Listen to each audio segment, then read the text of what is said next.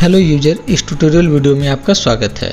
इस tutorial video में बिहार से बाहर के मैन्युफैक्चरर और मार्केटिंग करने वाले कंपनी को बिहार में इंसेक्टिसाइड का लाइसेंस प्राप्त करने के लिए डायरेक्टर एग्रीकल्चर का परमिशन लेटर अप्लाई करने के प्रक्रिया को जानेंगे। परमिशन लेटर अप्लाई करने के लिए बिहार सरकार के dbtagriculture.bihar.gov.in वेबसाइट के आवेदन करें मेन्यू में बीज उर्वरक कीटनाशी अनुज्ञप्ति आवेदन ऑप्शन को क्लिक करना होगा।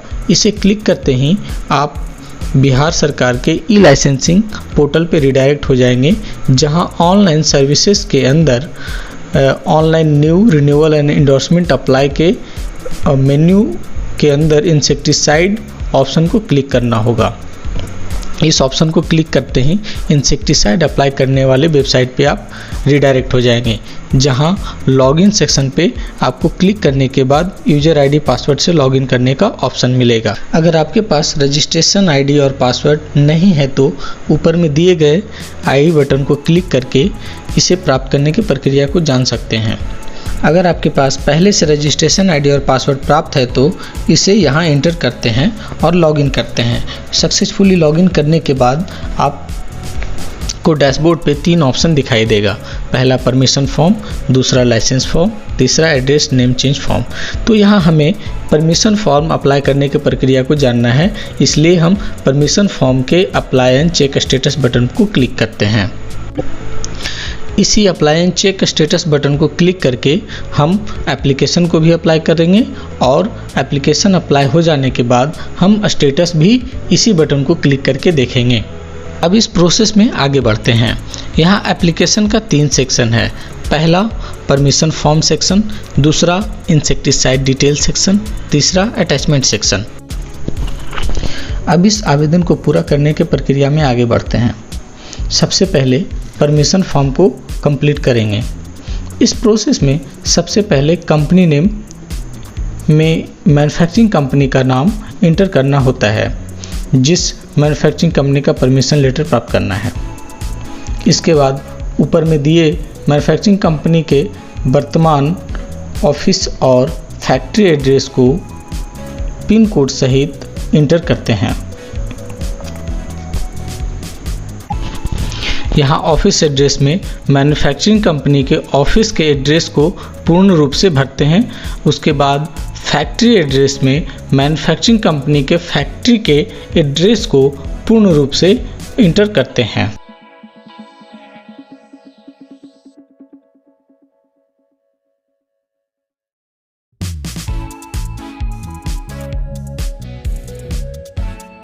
अब मैन्युफैक्चरिंग लाइसेंस डिटेल सेक्शन में ऊपर में दिए कंपनी का मैन्युफैक्चरिंग लाइसेंस नंबर और valid from and valid up to detail को इंटर करते हैं।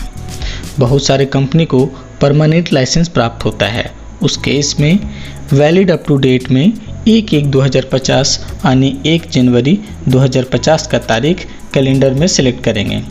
इस सॉफ्टवेयर में सिर्फ 1/1/2050 को परमानेंट माना गया है। अगर 1/1/2050 के सिवा अगर कोई दूसरी तारीख इंटर करते हैं तो वैलिड अप टू में वही तारीख मान्य होगा। तो यहाँ हम परमानेंट के केस में सिर्फ 1/1/2050 के डेट को ही सिलेक्ट करेंगे। जैसे कि यहाँ मैन्युफैक्चरिंग लाइसेंस में मैन्युफैक्चरिंग लाइसेंस नंबर इंटर किया गया है और वैलिड पीरियड फ्रॉम में जिस तारीख को इस लाइसेंस का वैलिडेशन स्टार्ट होता है उस तारीख को डाला गया है।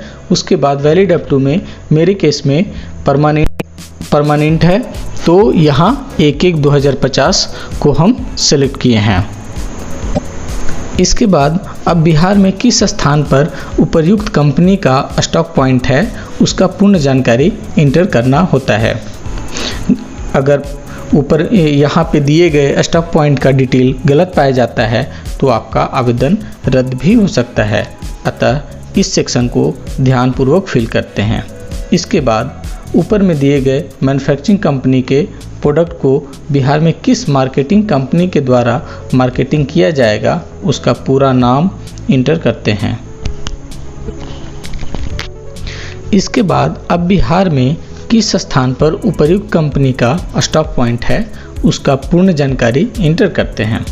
अगर यहाँ दिए जा रहे डिटेल गलत पाई जाती है तो आपका आवेदन रद्द भी हो सकता है। मेरे केस में जो बिहार में स्टॉप पॉइंट है उसे हम यहाँ इंटर कर रहे हैं।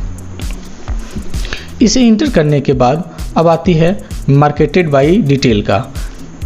तो ऊपर में दिए गए मैन्युफैक्चरिंग कंपनी के प्रोडक्ट को बिहार में किस कंपनी द्वारा मार्केटिंग किया जा रहा है उस कंपनी का नाम इंटर करते हैं। अगर मैन्युफैक्चरिंग कंपनी खुद बिहार में मार्केटिंग करना चाहती है तो वो यहाँ पे अपना नाम इंटर करेगी। उसके बाद प्रिंसिपल सर्टिफिकेट में उसके बाद नेक्स्ट इनपुट बॉक्स में रिस्पॉन्सिबल पर्सन का नाम इंटर करना होता है जो मैन्युफैक्चरिंग कंपनी के सेक्शन 33 एफिडेविट में जिसका नाम दर्ज किया गया है। मीन्स सेक्शन 33 एफिडेविट के अंदर में जिस पर्सन का नाम डाला गया है उस पर्सन का नाम यहाँ इंटर करते हैं। इसके बाद प्रिंसिपल सर्टिफिकेट को जारी करने वाले ऑथराइज पर्सन के कंप्लीट डिटेल जैसे कि नाम, डेजिग्नेशन और कंप्लीट एड्रेस को इंटर करना होता है। अंत में फिल किए हुए फॉर्म को ध्यानपूर्वक चेक करते हुए डिस्क्लेमर को क्लिक करके फॉर्म को सबमिट करना होता है। जैसे ही सक्सेसफुली फॉर्म सबमिट हो जाएगा उसके बाद हमें इंसेक्टिसाइड डिटेल को ध्यानपूर्वक भरना है। अब बारी आती है इंसेक्टिसाइड डिटेल की। इस सेक्शन में जितने प्रोडक्ट का परमिशन बिहार में मार्केटिंग के लिए चाहिए उन सभी प्रोडक्ट का नाम व CIB कोड एक एक करके इंटर करते हैं। एग्जाम्पल के तौर पे हम यहाँ 2-3 प्रोडक्ट का डिटेल इंटर कर रहे हैं। आपके केस में जितने प्रोडक्ट होंगे उन सभी के नाम व CIB कोड को एक एक करके इंटर करना होगा। अगर प्रोडक्ट इंटर करते समय किसी प्रकार की गलती हो जाती है तो उस प्रोडक्ट को डिलीट बटन पे क्लिक करके डिलीट कर सकते हैं और उसके जगह पे फिर से अपना सही प्रोडक्ट को इंटर कर सकते हैं। सभी प्रोडक्ट को इंटर करने के बाद सेव एंड कंटिन्यू बटन पे क्लिक करते हैं।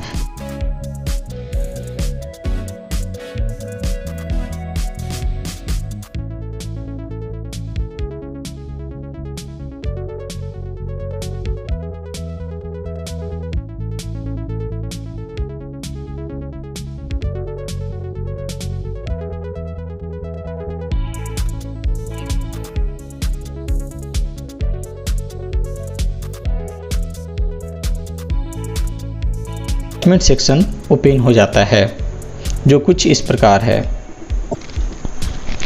यहाँ सभी अनिवार्य डॉक्यूमेंट अपलोड करने का लिंक दिया गया है और डिस्क्रिप्शन में परमिटेड फाइल फॉर्मेट और साइज़ दिया गया है।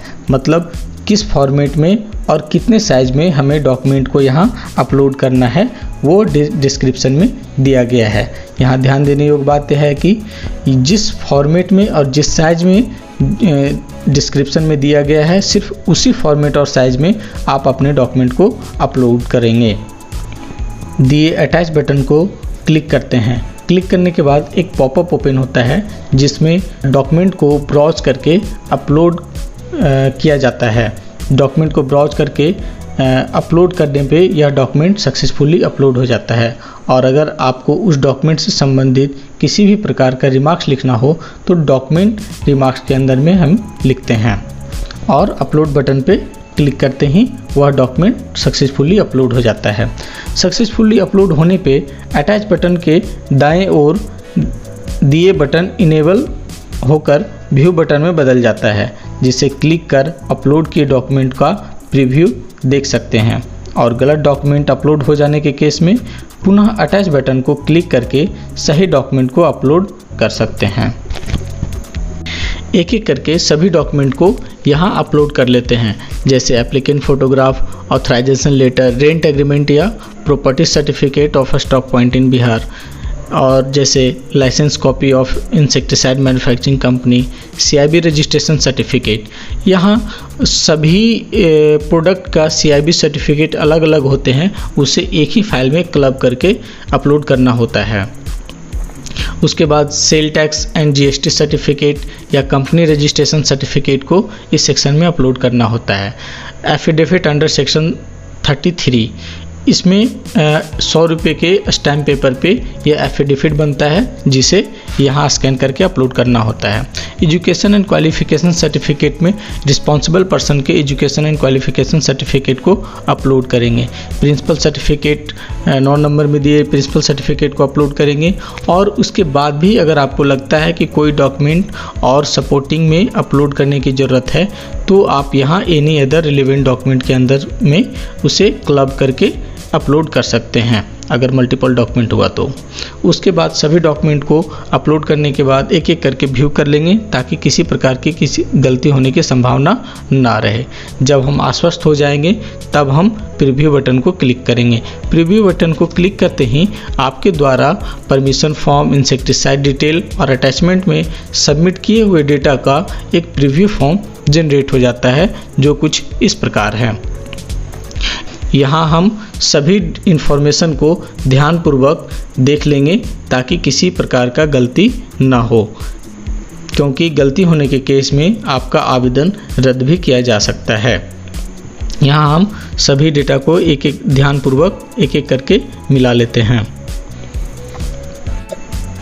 जब आप आश्वस्त हो जाएंगे कि सभी इन्फॉर्मेशन सही इंटर किया गया है, तब फाइनल एंड सबमिट बटन पे क्लिक करना होता है, जिसे क्लिक करते ही एक अंतिम कंसेंट फॉर्म ओपन होगा, जहां पे आपसे पूछा जाएगा कि do you want to save this information, yes या नो। अगर आपको लगता है कि अब इसमें किसी भी प्रकार का चेंज करने का ज़रूरत नहीं है, तो आप यस को क्लिक करेंगे और क्लिक करते ही आपका फॉर्म सक्सेसफुली फाइनली सबमिट हो जाएगा।